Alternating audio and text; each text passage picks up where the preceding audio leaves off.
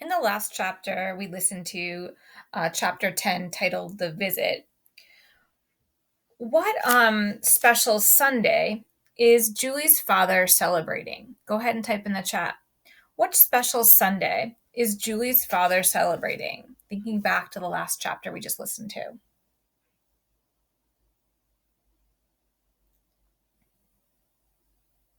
So Juliana's uncle David lives in Green Haven. Go ahead and type in the chat. Describe the setting of Green Haven. What's Green Haven like? Describe Green Haven in the chat.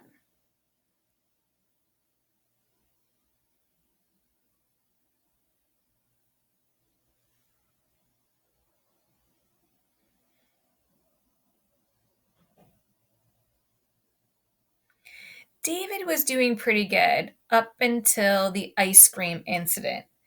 Why did David start screaming? Go ahead and type in the chat. Why did David start screaming?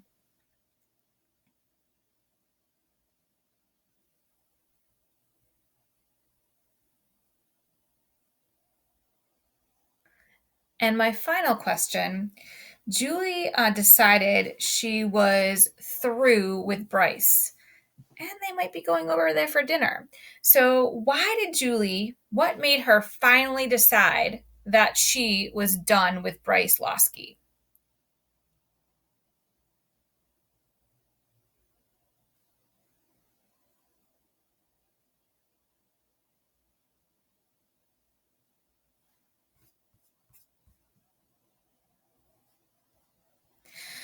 All right, we're going to read or listen to chapter 11. And it's titled The Serious Willies, and it's pages 145 to 158. Realizing that my father had the same sense of humor as Garrett gave me the serious willies. I had the hardest time just looking at my dad, let alone speaking to him. But at about 5 o'clock Friday afternoon, I agreed with him about one thing. We should have barbecued. A barbecue is more, low key. Instead, my mom was flying around the kitchen, slicing and dicing and barking orders at Dad and me like the president was coming over to dinner. We swept the floor, put an extra leaf in the table, brought in 5 more chairs and set the table. We said it all wrong, of course, but all my mother had to do was shuffle things around to make it right. It looked the same to me, but what do I know? She put out candlesticks and said, "Rick, can you load the dishes and run them? I'd like a chance to get cleaned up. And after that, you can change. And Bryce, what are you wearing?" "Mom, it's the bakers. Are you trying to make them feel totally worthless?" Trina and I agreed on a dress up. But why? My dad put a hand on my shoulder and said, "So we can all feel equally uncomfortable, son." "Women," I looked at her and said, "Does that mean I have to wear a tie?" "No, but some sort of button down instead of a t-shirt would be nice." I went to my room and ripped through my closet looking for something with buttons. There were lots of buttons, all right, lots of geeky buttons. I thought about boycotting my mother's dress code requirements, but instead I started putting on shirts. 20 minutes later, I still wasn't dressed, and I was extremely ticked off about it because what did it matter? Why did I care what I looked like at this stupid dinner? I was acting like a girl. Even through a gap in my curtains, I saw them coming. Out their front door, down their walkway, across the street. It was like a weird dream. They seemed to be floating toward our house, all 5 of them. I pulled a shirt off my bed, punched my arms in, and buttoned up. 2 seconds later, the doorbell rang and Mom called, "Can you get that, Bryce?" Luckily, Granddad beat me to it. He greeted them all like they were long-lost family, and even seemed to know which one was Matt and which one was Mike. One was wearing a purple shirt, and the other one was wearing a green one, so it shouldn't have been that hard to remember which was which. But they came in and pinched my cheeks and said, "Hey, baby brother, how's it going?" And I got so mad I mixed them up again. My mother zoomed in from the kitchen saying, come in. It's so nice of all of you to make it." She called, "Lynetta, Rick, we've got company." but then stopped short when she saw Julie and Mrs. Baker. "Well, what's this?" she asked. "Homemade pies?" Mrs. Baker said, "Blackberry cheesecake and pecan. They look wonderful, absolutely wonderful." My mother was acting so hyper, I couldn't believe it. She took Julie's pies and then whooshed a path to the kitchen with Mrs. Baker. Lynetta appeared from around the corner, which made Matt and Mike grin and say, "Hey, Lynn, looking good." Black skirt, black nails, black eyes. For a nocturnal rodent, yeah, I suppose she was looking good. They disappeared down at Lynetta's room.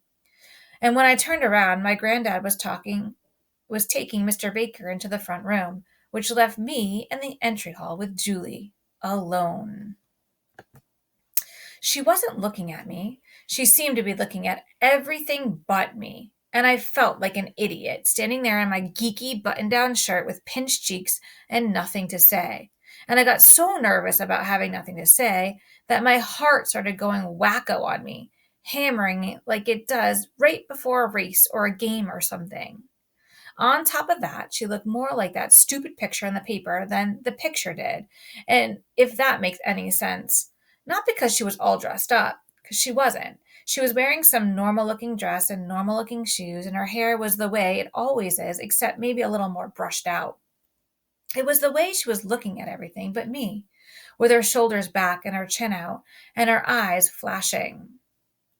So go ahead and type in the chat. How's Bryce feeling right about now? Describe how Bryce is feeling in the chat.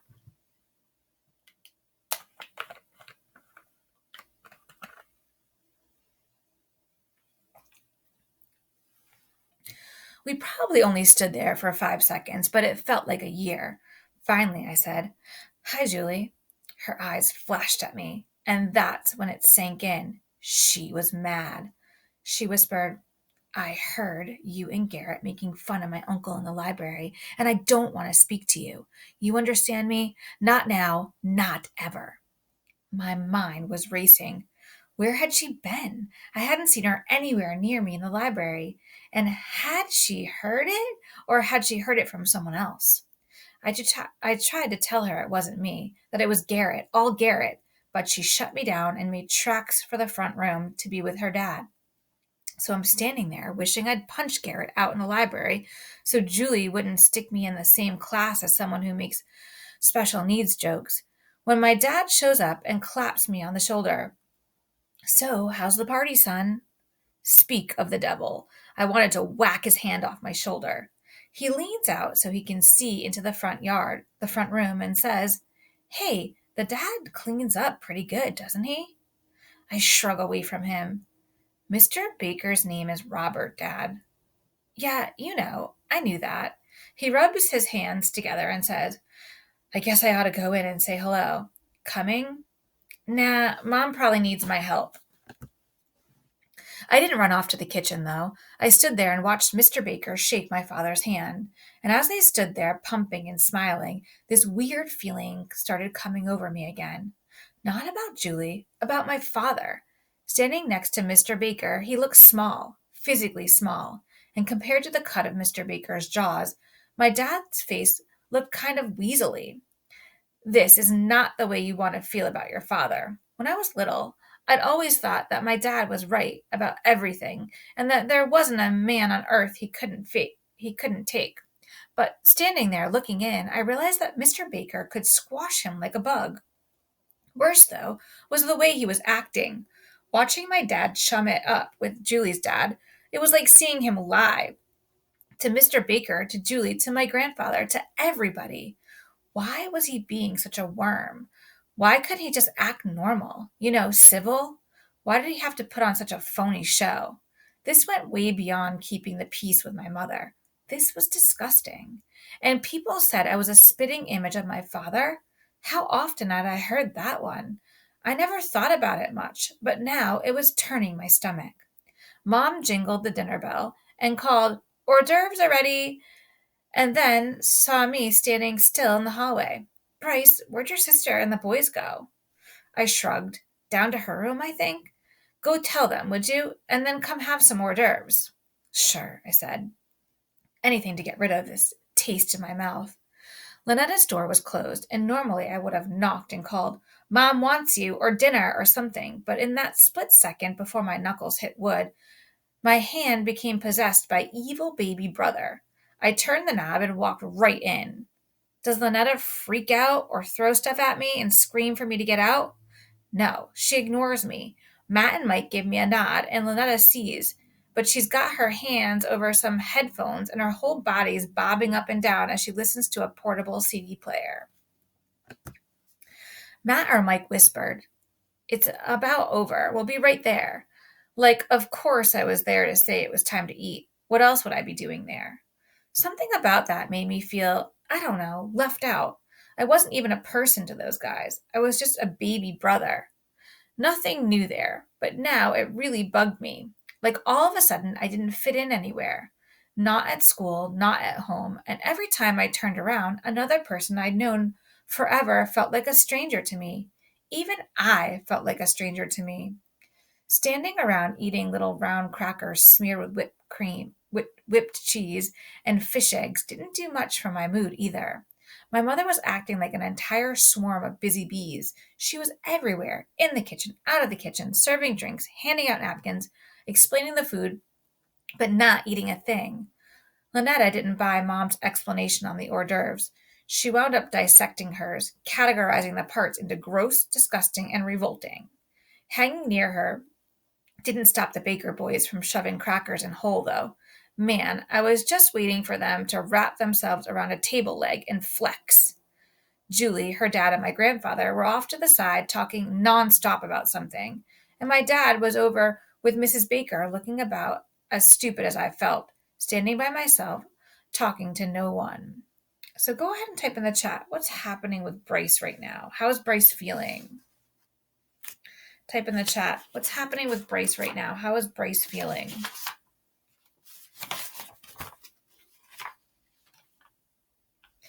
And Bryce seems pretty disgusted with his father right now. So, what about his father makes Bryce feel disgusted? Go ahead and type in the chat. What about Bryce's father makes Bryce feel disgusted?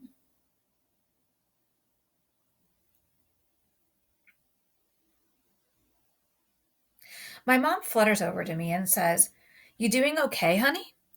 "Yeah," I tell her, but she forces me over to where Granddad is anyway. Go on," she whispers. "Dinner will be ready in a minute." So I stand there, and the group of them opens up. But it's more like a reflex than anything. No one says a word to me. They just keep right on talking about perpetual motion. Perpetual motion. My friend, I didn't even know what perpetual motion was. They were talking closed systems, open systems, resistance, energy source, magnetism. It was just like joining a discussion in a different language. And Julie was saying stuff like, "Well, what if you put the magnets back to back, reverse the polarity?" Like she was really understood what they were talking about. Then my granddad and her dad would explain why her idea wouldn't work. But all they did was make Julie ask another question. I was completely lost. And even though I was pretending to follow along with what they were saying, what I was really doing was trying not to stare at Julie. When my mom called us for dinner, I did my best to put Julie aside and apologize to her, but she gave me the cold shoulder. And who could blame her, really? I sat down from her, feeling pretty low. Why hadn't I said something to Garrett in the library? I didn't have to punch him. Why hadn't I just told him he was out of line? After Mom served everyone their food, Dad seemed to decide that he ought to be the one directing the conversation. "So, Matt and Mike," he says, "you're seniors this year." "Amen," they said together. Amen? As in your high schools, you're glad your high school's over? Absolutely. My father starts twirling his fork. Why is that? Matt and Mike look at each other and then back at my dad. The regurgitation gets to you after a while. "Isn't that funny?" he says, looking around the table.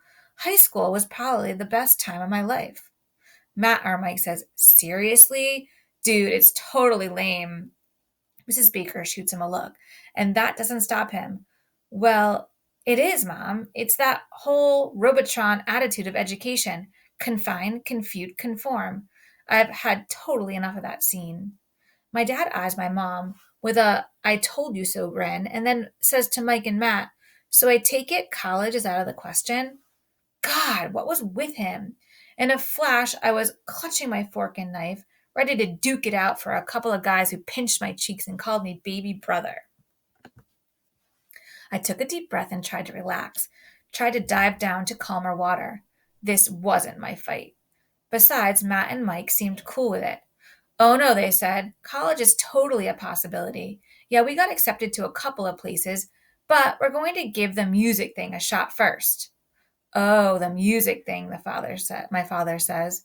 Matt and Mike look at each other and then shrug and get back to eating. But Lynetta glares at him and says, "Your sarcasm is not appreciated, Dad." Lynn, says Matt or Mike, "It's cool. Everyone's like that about it. It's a show me, don't tell me thing." "That's a great idea," Lynetta says, jumping out of her seat and dashing down the hall. Mom freezes, not sure what to do about Lynetta, but then Mrs. Baker says, "Dinner is absolutely delicious, Patsy." "Thanks, Trina. It's nice to have all of you over." There's about 3 seconds of quiet, and then Lynetta comes in and jabs at the CD player button until the drawer slides back in. "Lynn, no, not a good idea," says Matt or Mike. "Yeah, Lynn, it's not exactly dinner music." "Tough," says Lynetta, and cranks the volume. Boom, whack, boom, boom, whack. The candles practically shake in their holders. Then guitars rip through the air and about blow them out. Matt and Mike look up at the speakers and then grin at each other and call over to my dad. "Surround sound. Awesome setup, Mr. Losky." All of the adults were dying to jump up and turn the thing down, but Lynetta stood guard and just glowered at them. And when the song's over, Lynetta pulls out the CD, punches off the player, and then smiles, actually smiles. And Matt and Mike and says, "That is the raddest song. I want to hear it again and again and again." Matt or Mike says to my dad, "You probably don't like it, but it's what we do." "You boys wrote that song?" "Uh-huh." He motions Lynetta to pass the CD over, saying, "Just the one song?" Matt or Mike laughs and says, "Dude, we've got thousands of songs, but there's only 3 on the demo." Dad holds up the CD. "This is the demo?" "Yeah." He looks at it a minute and says, "So if you're piss poor, how do you afford to press CDs?" "Dad!" Lynetta snaps at him. "It's okay, Lynn. Just a joke, right, Mr. Losky?" My dad laughs a little and says, "Right," but then adds, "Although I'm a little curious, this is obviously not a home done demo, and I happen to know studio time is cost prohibited for most bands." Before I read any further, go ahead and type in a character trait of Mr. Losky. And what do you guys think of Mr. Losky? Go ahead and type in the chat a character trait of Mr. Losky. And what do you guys think? What's your opinion of him?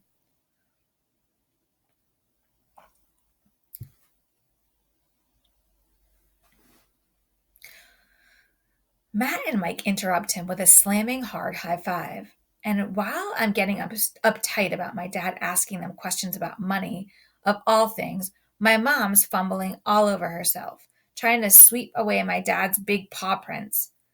When Rick and I met, he was playing in a band. Poached salmon was suddenly swimming down the wrong hatch, and while I'm choking, Lynetta's bugging out her raccoon eyes, gasping, "Hugh played in a band? What did you play, the clarinet?" "No, honey," my mom said, trying to hold it all together. "Your father played guitar." "Guitar? Cool," Matt or Mike says. "Rock? Country? Jazz?" "Country," my dad says, "which is nothing to scoff at, boys." "Dude, we know. We totally respect, man." And when our band looked into getting a demo made, it was astronomically expensive. That was in a big city where there was a little competition. Getting a demo made around here, I didn't even know there was a facility. Matt or Mike are still grinning. "There's not." "So where'd you go? And how'd you afford it?" My mother whacks him under the table again and says, "I'm just curious, Patsy." Matt and Mike lean in. "We did it ourselves." "This right here? You did this yourselves? That's impossible." He's looking almost mad about it. How'd you get the gear? My mom kicks him again, and Dad turns on her and says, Stop it, would you? I'm just curious. Matt or Mike says, It's cool, Mrs. Lasky. He smiles at my dad and says, We kept cruising the internet and the trades looking for a deal. Everyone's blowing out their old analog gear for digital because that's the move everyone else has made. Digital, if you want to know our opinion, is weak. You lose too much of the waveform. There's not enough fat to it, and obviously we like it beefy. My granddad puts up a finger and says, But a CD's digital, so? Exactly. But that is the last and only step we'd compromise on. It's just a necessity of being part of the industry. Everyone wants CDs, but the multi-track and the mix down to two-track is analog. And we could afford it, Mr. Lasky, because we used gear and we've been saving up our pennies since we were 12 years old.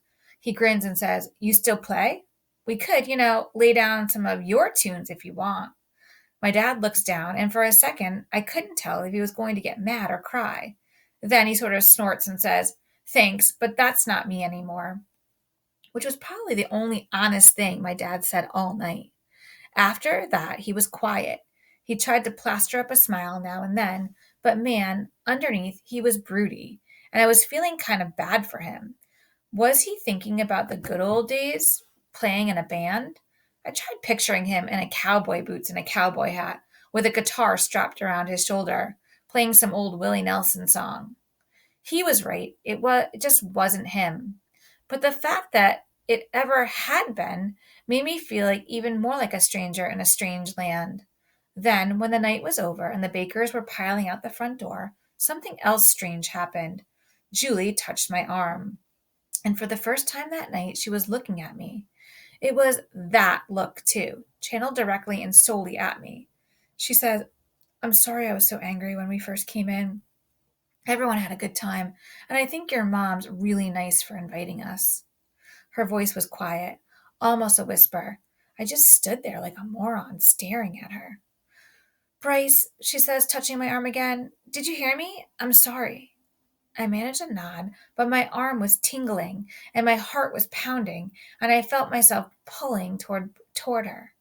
Then she was gone, out the door and into the night, part of the chorus of happy goodbyes. I tried to catch my breath. What was that? What was wrong with me? Go ahead and type in the chat. What do you think? What's going on with Bryce? Why is he feeling that way?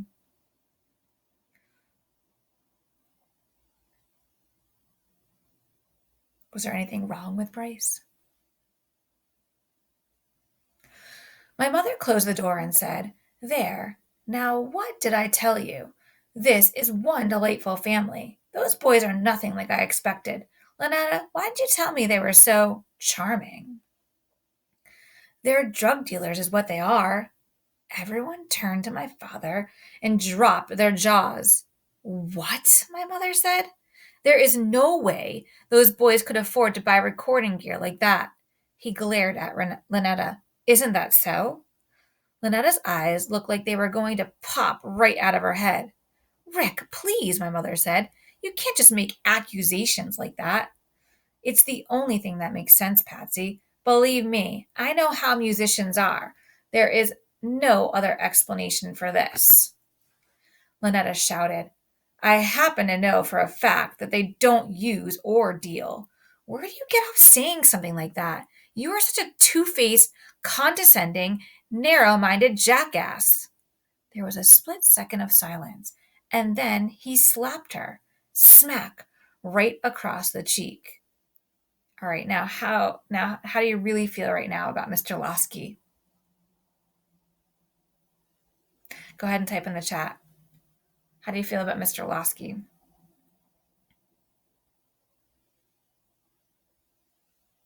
That put my mother in his face like I had never seen, and sent my sister screaming insults over her shoulder as she ran down her room. My heart was pounding. Lynetta was right, and I almost got in his face too and told him so. But then my granddad pulled me aside, and we both retreated to our own little corners of the house. Pacing around my room, I had the urge to go talk to Lynetta, to tell her that she was right, that Dad was way out of line. but I could hear her through the walls, crying and screaming while my mother tried to calm her down. Then she stormed out of the house to who knows where. My mom took up with my dad again. So I stayed put, and even though the earth quit quaking at about around 11 o'clock, there were tremors out there. I could feel them. And as I lay in my bed staring out the window at the sky, I thought about how my dad always looked down at the Bakers, how he'd put down their house and their yard and their cars and what they did for a living, how he called them trash and made fun of Mr. Baker's paintings. And now I was seeing that there was something really cool about that family, all of them. They were just real. And who were we? There was something spinning wickedly out of control inside this house. It was like seeing inside the baker's world had opened up windows in our own, and the view was not a pretty one. Where had all this stuff come from? And why hadn't I ever seen it before?